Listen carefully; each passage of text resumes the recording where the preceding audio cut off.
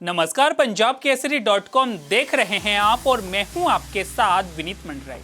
केंद्र सरकार ने वक्फ बोर्ड के अधिकारों पर अंकुश लगाने की तैयारी शुरू कर दी है। सूत्रों के मुताबिक केंद्र सरकार जल्द ही वक्फ बोर्ड अधिनियम में संशोधन से जुड़ा एक बिल संसद में पेश कर सकती है। इसके तहत वक्फ बोर्ड अधिनियम में 40 से अधिक संशोधन किए जा सकते हैं। ऐसे में वक्फ बोर्ड अधिनियम में संशोधन की चर्चाओं के बाद इसके पीछे के इतिहास को जानना महत्वपूर्ण हो जाता है। वक्फ बोर्ड का गठन क्यों किया गया और इसमें वक्फ को क्या अधिकार मिलते हैं, आज हम आपको इसके बारे में विस्तार से बताते हैं। दरअसल देश के आजाद होने के 7 साल बाद 1954 में वक्फ अधिनियम पहली बार पारित किया गया। उस समय देश के प्रधानमंत्री जवाहरलाल नेहरू थे। उनकी सरकार वक्फ अधिनियम लेकर आई, लेकिन बाद में इसे निरस्त कर दिया गया। इसके बाद 1 साल बाद 1955 में फिर से नया वक्फ अधिनियम लाया गया। इसमें वक्फ बोर्डों को अधिकार दिए गए। 9 साल बाद 1964 में केंद्रीय वक्फ परिषद का गठन किया गया, जो अल्पसंख्यक मंत्रालय के अधीन था। इसका काम वक्फ बोर्ड से संबंधित कामकाज के बारे में केंद्र सरकार को सलाह देना होता है। वक्फ परिषद के गठन के लगभग 30 साल बाद साल 1995 में पीवी नरसिम्हा राव की नेतृत्व वाली कांग्रेस सरकार ने वक्फ एक्ट में पहली बार बदलाव किया।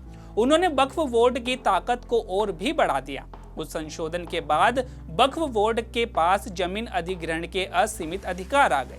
हालांकि साल 2013 में मनमोहन सिंह के नेतृत्व वाली यूपीए 2 सरकार में वक्फ एक्ट में फिर से संशोधन किया गया।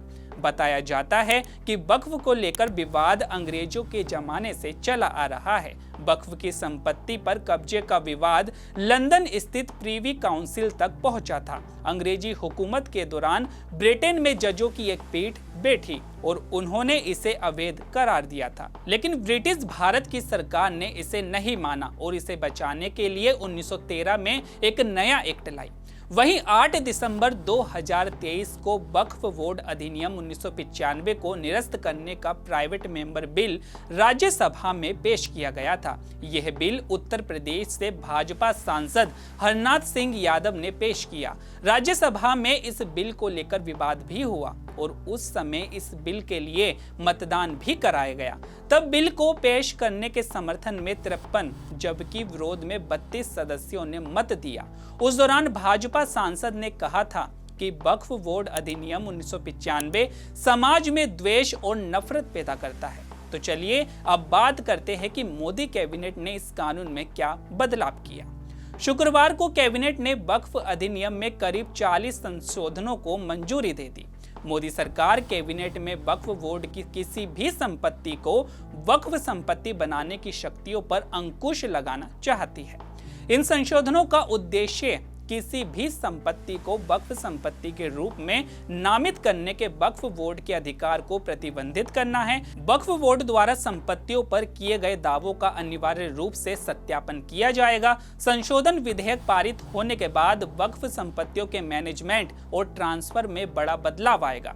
सूत्रों का कहना है कि कानून में संशोधन की वजहों का भी जिक्र किया गया है। इसमें जस्टिस सच्चर आयोग और के रहमान खान की अध्यक्षता वाली संसद की संयुक्त कमेटी की सिफारिशों का हवाला दिया है।